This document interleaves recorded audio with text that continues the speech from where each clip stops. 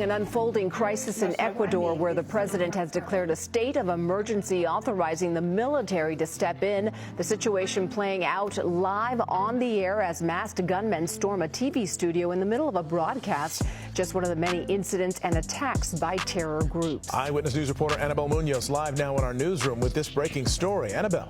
Mark and Giovanna, an already unstable situation in Ecuador has escalated further in just the last 24 hours. The country's president has now declared an internal armed conflict targeting nearly 24 gangs the government is describing as terrorist organizations. This follows the escape of now 2 gang leaders and dozens of others of men from prisons. It's an unusual scene and a terrifying one for those who lived it.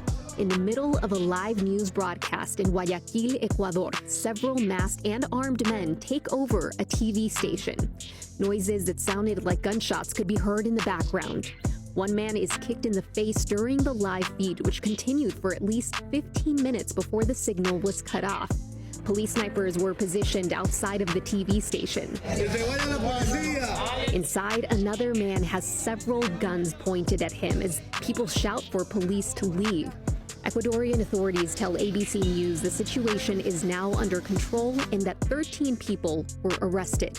Acabo de firmar el decreto de estado de excepción para... This comes one day after Ecuador's president, Daniel Noboa, declared a 60-day state of emergency and curfew order.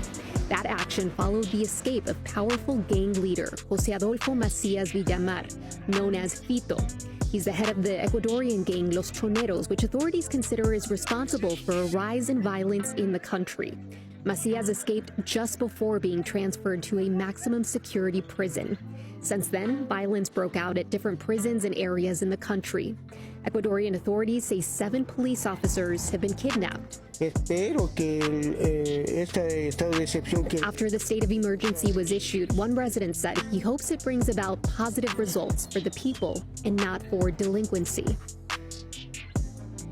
And today, a second gang leader escaped a high-security prison. Right now, it's unclear if the hostage situation is connected to the prison escapes. Authorities say the gang led by Macías is directly connected to the Sinaloa cartel in Mexico.